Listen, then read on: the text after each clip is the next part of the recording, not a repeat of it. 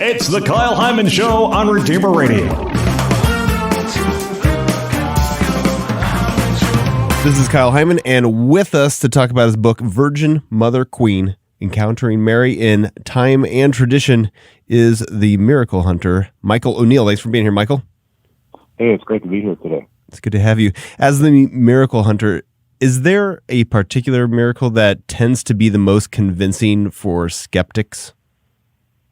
It's a great question. I think we've had many claims of miracles over the years, and especially when you focus on Marian apparitions like we do in the book Virgin Mother and Queen, I think that there are something like 2,500 alleged Marian apparitions in history, and only 28 have been recognized by Rome and 16 otherwise have higher levels of recognition. So Our Lady of Guadalupe is always convincing to me. But when you step outside of visions, where you have to rely on the witness of a good visionary who's supposedly telling the truth, of course, in Juan Diego's case, we have the Tilma. Mm-hmm. In most cases, we don't. But right. Eucharistic miracles, to me, are the eye-opening type of miracle where people say, you mean there are real scientists, atheist scientists, who look at these consecrated hosts and find true flesh and true blood present on them in an integrated way, and they're of the blood type AB all around the world? I think that's kind of interesting. So whether or not people jump off their atheist ship and start to believe or not, it's certainly the question mark. You can see it forming over their head in a case like that.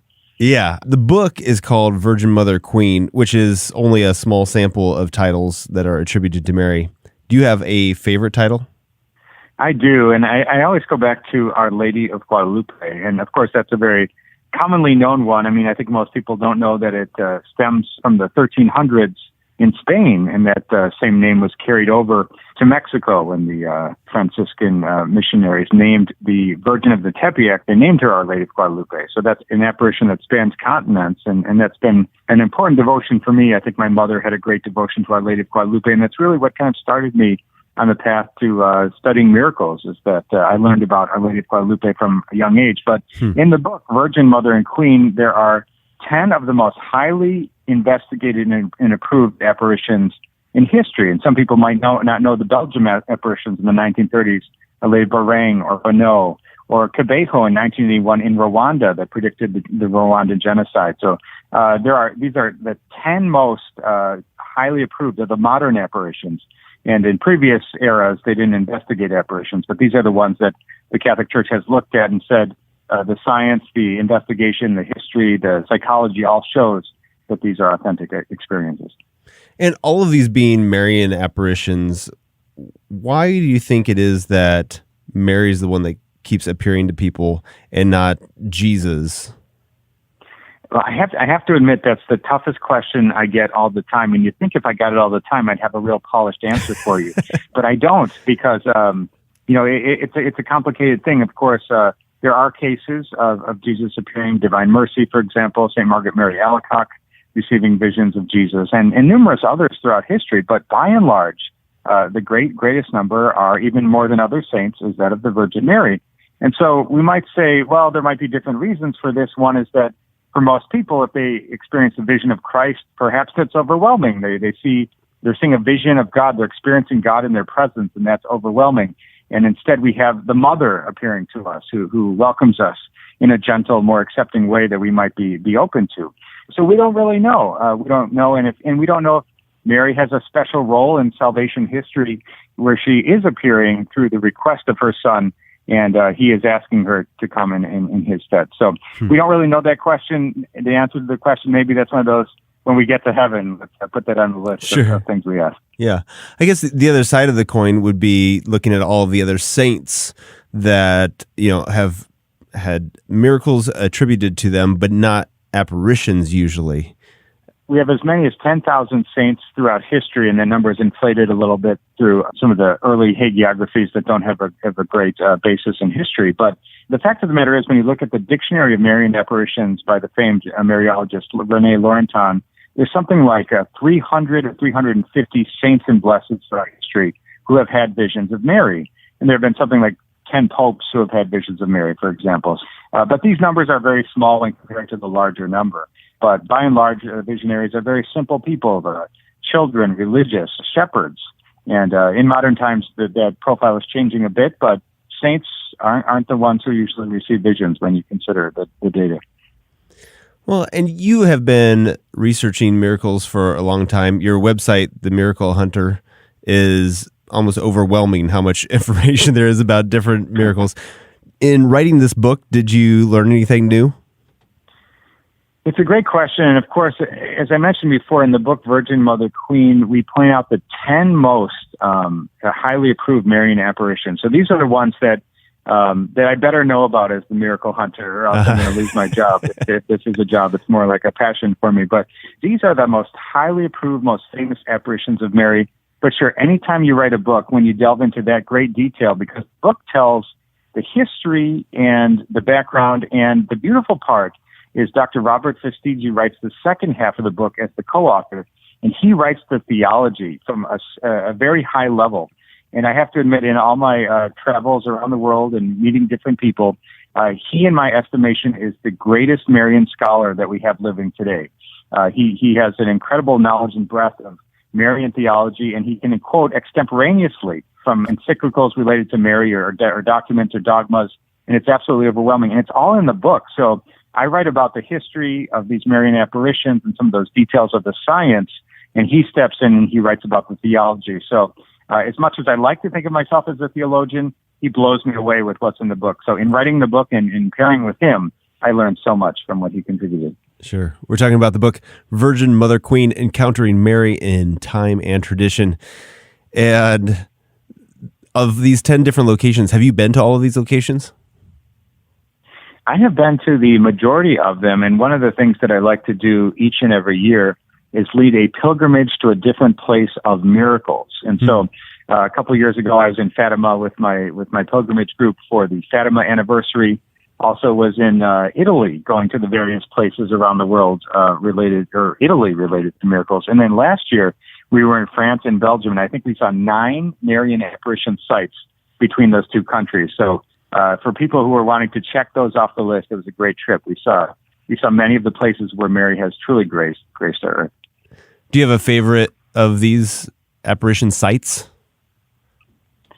Well, I keep hearkening back to Our Lady of Guadalupe. Fatima is absolutely amazing, and I think there were 1 million people there in 1917 or in 2017 when we were there for the canonization and centennial. And at Lourdes, the procession at night is absolutely beautiful with the candlelight, and it's really a Catholic Disneyland there. If you can't feel good about being Catholic there, then you're not going to feel good about Catholic being anywhere. It's really uplifting. But then you go to Mexico, and I was just there in June filming something for EWTN, and it's so moving to see all those people who crawl on their knees on the stone plaza and venerate the image of Our Lady of Guadalupe. And there's a moving walkway because there's so many people. They need to keep people moving past that image. So, just seeing the popular devotion there to Our Lady under that title and people's true belief in that miracle, I think for me that's inspiring. And as I said, it's always been an important devotion to me. So every time I get to go, it's kind of an uplifting thing. Can you give us an example of one of these sites and something that we should be learning from the apparition? Well, I think when we look at Marian apparitions, they're all different. There's not a formula. And I think a lot of people like to say that there is a formula, that Mary appears X amount of times, or she appears to this type of person or that. Well, it turns out as the Mother of God, she can do whatever she wants. For example, at Our Lady of Knock, she appeared to 15 witnesses with Saint John and Jesus appearing with her as well. She appeared to 15 witnesses. She appeared silently just one time in the rain. But then you go to Cabejo, Rwanda. She appeared to several school children there in 1981, and she appeared hundreds or thousands of times over the course of years. And each time, she didn't just appear for a few minutes and say, "I'm out of here." She stayed for hours, as the reports go. So it turns out Mary is very different. She's verbose in some cases. She's silent in some cases. Sometimes she appears in this garb or that garb, speaks this language or that language, appears to a pope or appears to a peasant. It's all very different. So I think that's one of the things that when people read this book, Virgin, Mother, and Queen, they're going to say, Mary really, there's a great variety in Marian apparitions, and you can see the way Mary loves us individually and appears differently in different times for different people. And you mentioned some of these are lesser known. Can you talk a little bit about some of the lesser known apparitions that you talk about in your book? Absolutely. So in the book, Virgin, Mother, and Queen, we look at the 10 most highly approved Marian apparitions in history. And of course, people know Fatima and Guadalupe and Lourdes and the Miraculous Medal. Those are all things that, as a good Catholic, you probably have in your holster as famous Marian apparitions that you can rattle off. But there are other ones, for example, like La Salette in France in 1846, where she appeared, and it was really a complicated apparition. She appeared one time to two children there.